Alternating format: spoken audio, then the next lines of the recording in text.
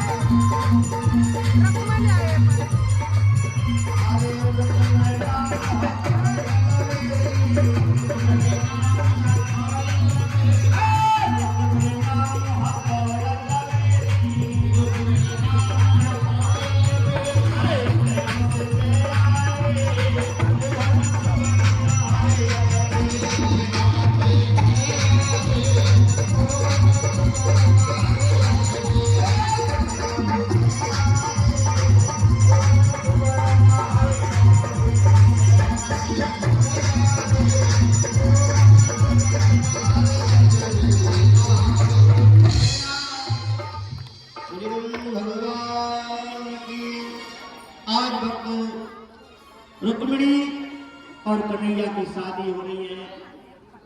बड़ी द्वारका में धूमधाम से शादी हुई। पहली शादी भगवान कन्हैया की रुक्मिणी के साथ हुई, जो लक्ष्मी के नाम से जानी गई। पटंती इस तरह से नाम हुए। 8 पटरानियों के साथ में गंधर्व किया। 16,100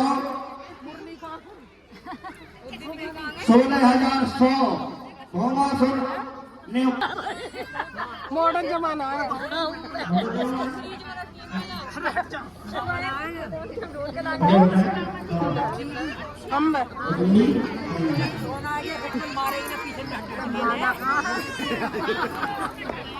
जी ले लो, माला इस ले लो, इसे ले लो। और कैसे बनेंगे? रुक्मिणी ने भगवान कन्हैया के जयमाला डाली। बोले भगवान की, भगवान की, रुक्मिणी भगवान की। उसके बाद रुक्मिणी के भगवान द्वारकाधीश ने माला डाल करके अपनी दिल की रानी को अपना बनाया। बोले भगवान की जय, सतगुरु के भगवान की जय। बैठ जाए।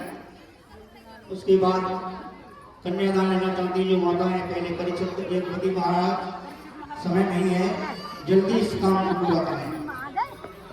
आज तो दोनों जब स्कूल में पढ़ते हैं, दोनों में दोस्ती हुई और दोनों में दोस्ती होकर के प्यारे कृष्णा सखा कश्चित् ब्रह्मणो भावितम्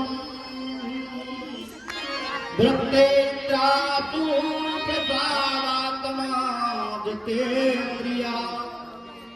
बचपन से एक मित्र है जिनका नाम सुदामा है, जो बहुत ही विरक्त है, मन बहुत प्रसन्न रहता है। एक बार की बात है, गुरु भैया ने बुला करके दोनों भैया को और समझा तोड़ने के लिए जंगल में भेजा कि गुरु पत्नी बोली एक रोज ये ताना तुमने को इधर आओ।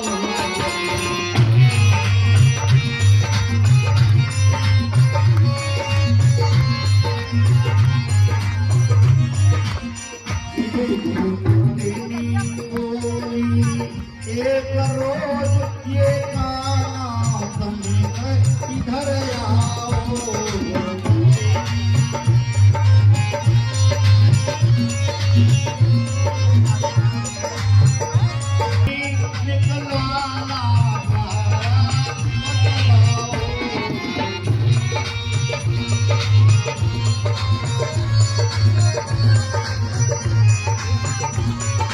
क्या हुआ के गुरु पत्नी बोली हो इधर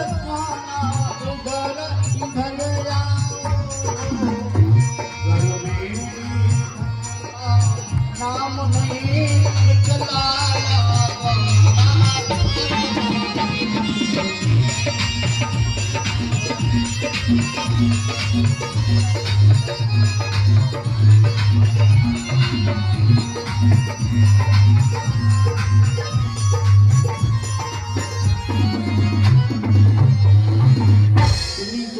समझा रहे हैं सुदामा जी को थोड़े से चना नहीं मालूम है।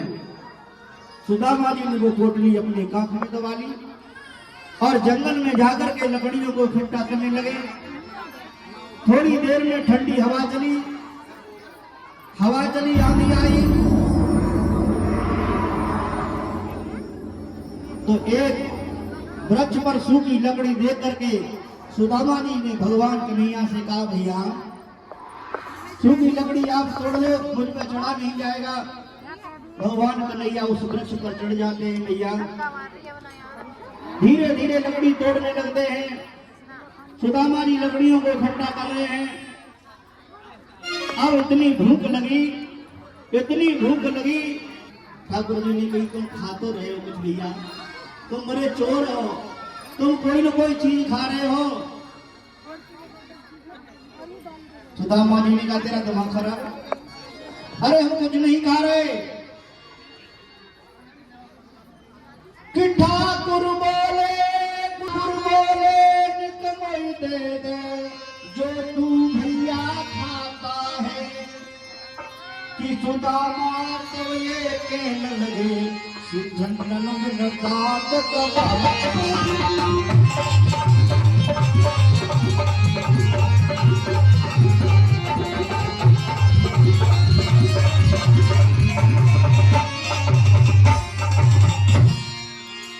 ठाकुर ने कहा कुछ खा रहा है तो भैया मुझे दे दे। तो सुदामा जी ने कह दिया ठंड से मेरी दांती बज रही है। हाँ अब भैया भजनलाल बोलते तो छूट हाथों में ले लूं। अरे मैंने सवेरे तो चना मांगे, तूने मना करते तीनों ने बांट के खाए गए। हाँ मैंने कही भैया मोकू दे देगा, अब ना भैया हम तो बांटेंगे।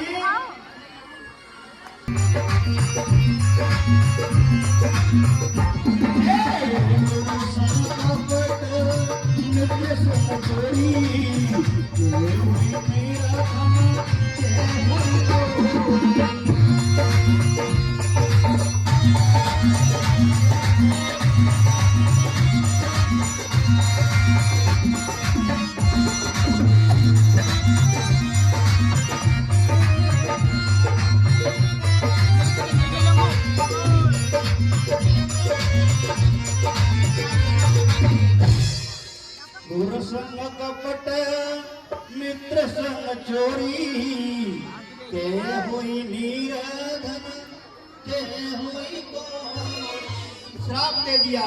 सुदामा जी को कुछ भी नहीं मालूम है और लकड़ी का गट्ठर बांध करके दोनों भैया गुरु माता के पास लेके आए। थोड़े दिनों के बाद अपने अपने घर को जा रहे हैं, गुरुकुल से विदा लेकर के दोनों अपने अपने घर चले गए। एक द्वारकाधीश बन गए और सुदामा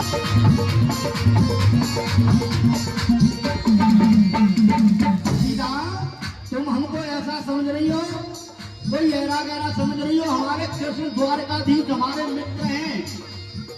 सुशीला बोली हाँ, अरे झूठ तो ना बोल रहे ना, हम गुरुकुल में पढ़ गए, कृष्ण मेरे पाटी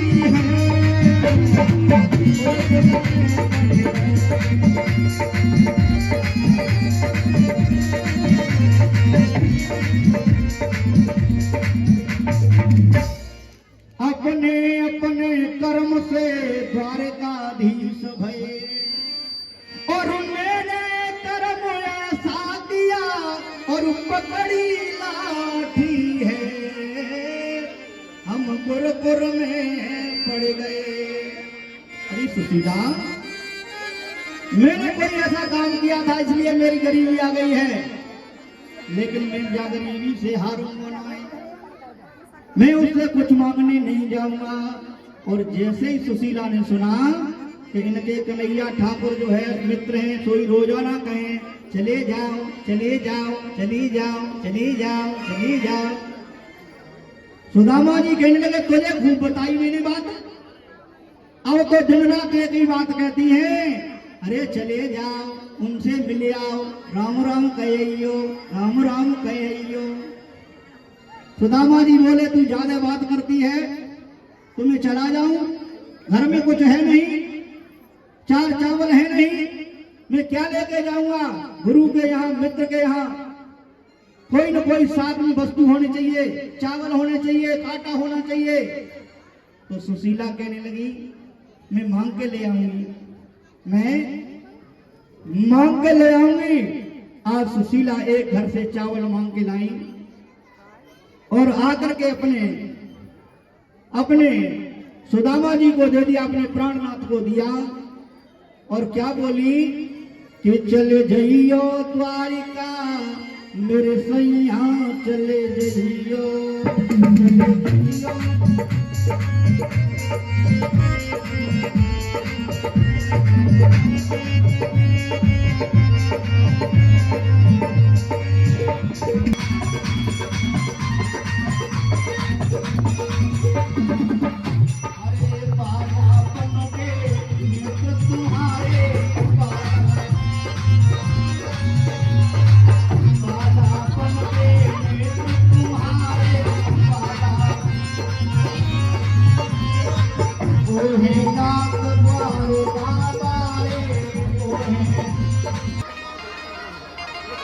भैया और ये हमारे रिंकू भैया जो सीआरपीएफ में हैं, जिन्होंने 1100 रुपये दे करके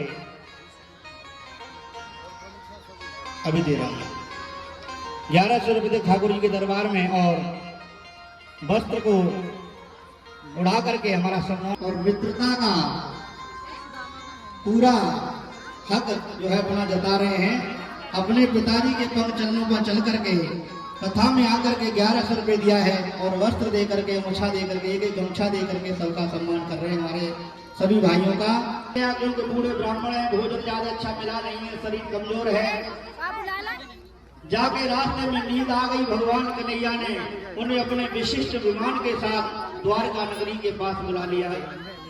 जागे तो नूतन वस्त्र पहने हुए बड़े अच्छे मकान दिखाई दे रहे हैं। लोगों से पूछा तो बताया यही द्वारका नगरी है जिसमें कृष्णा जिसका नाम है। अब तुम जो कुछ कहो मुझे तो मालूम नहीं है। हाँ, मेरा तो वो द्वारका में देख रहे हैं, चकित हो गए हैं। भैया ठाकुर ने कहा भैया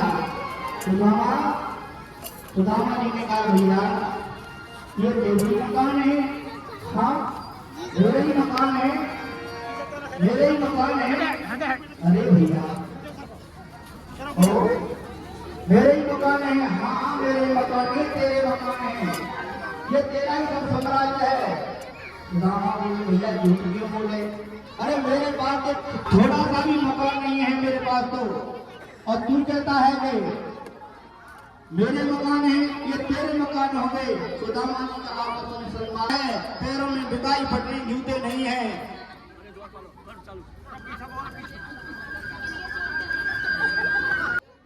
आगे करो। सुदामा जी को मेरे ठाकुर कुर्सी पर बैठा नहीं लाए, सिंहासन पर, आप नीचे बैठ गए हैं। इतने रोए भगवान कन्हैया देख करके अपने मित्र की दशा को। यहाँ तक बता दिया कवि ने कि नैनों से ही भगवान ठाकुर ने अपने मित्र के पैरों को धो दिया। प्यारे, कई दिन तक सुदामा जी अपने ठाकुर के यहाँ रहे और कुछ दिन बाद अपनी पत्नी की याद करके वहां से विदाई लेने के लिए तैयार हो गए और कहने लगे अब मैं जाऊंगा। विचार किया जब जाऊंगा तो जरूर मेरी विदाई में मुझे कुछ मिलेगा। लेकिन आज ठाकुर ने कहा भैया जा रहे हो तो चले जाओ, हाँ, और ये जो कपड़े हमारे पहने थे ना तो हमें दे जाओ। आज सुदामा जी विचार कर रहे हैं, कपड़ा भी ले रहा है। अब जाकर के अपनी सुशीला से कहेंगे ले रख ले, अरे उसने तो कपड़े भी हमसे उतरवा लिए थे। भगवान कन्हैया बोले भैया भाभी से हमारी राम राम कह देना। सुदामा जी क्या कह रहे हैं मणि मन में? बाकी राम राम कहेंगे, बाकी गाल टोरेंगे जाके पहले, हाँ कहेंगे ले रख ले। सुदामा जी झल्लाते हुए जा रहे हैं, कुछ भी नहीं मिला है। जाओ जाओ भैया फिर घूम जाना। जो कोटरी थी कन्हैया बोल गए भैया यहाँ आना, ये तुम्हारी कांख में क्या है, ऊंची ऊंची कांख क्यों हो रही है? सुदामा जी बोले मुझे लग रही है जेब खावे हो। आज धीरे से भगवान कन्हैया ने उस पोटली को निकाला, और जब पोटली को निकाला सुदामा जी दे नहीं रहे हैं, विचार कर रहे हैं इतना पैसे वाला है और ये काटे दे दो भैया, दे दो भैया। अरे क्या है? आगे चला गुरमात दहेले तुम्हें चाबी हमें नहीं दीने। श्याम कही मुस्क्याए सुदामा को चोरी की बान में और प्रवीणे।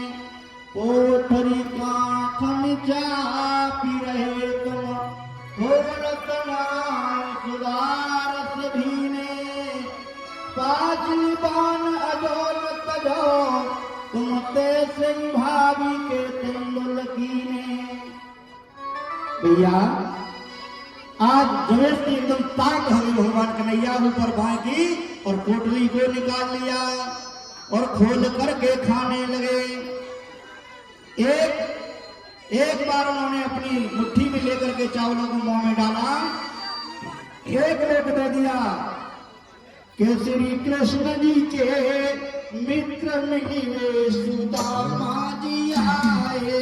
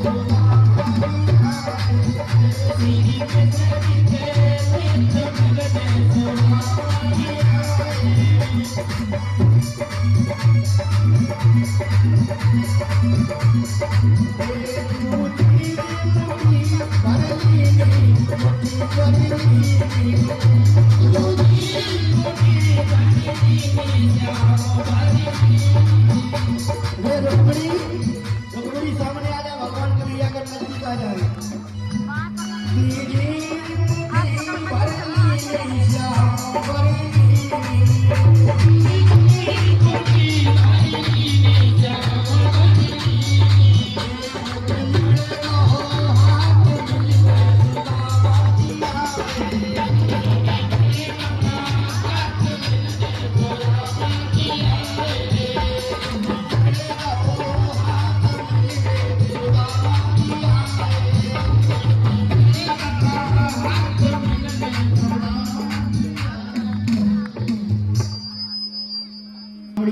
ममताओं में फंस गई। अरे मैं अपने मित्र को सब कुछ देता, लेकिन तुमने मेरे हाथ को पकड़ करके अपने मित्र को मुझे देने से रोक दिया। रुक्मिणी बोली, जानते हो हम और तुम कहाँ रहेंगे? हमारा नजरिया ठीक नहीं है प्यारे। आज झल्लाते हुए सुदामा अपनी नगरी में पहुंचे तो देखते हैं वहां पर इतने सुंदर मकान बन रहे हैं। सुशीला ने कहा, अरे आओ आओ भगवान की जय। आज हम तो परीक्षित महाराज खड़े हो जाएंगे। इस कथा का यहीं पर विराम हो रहा है। 5 मिनट बाद आरती होगी, उसके बाद प्रसाद मिलेगा। जो माताओं ने बैठ करके इतना समय दिया, इसके लिए आप सब लोगों का आभार।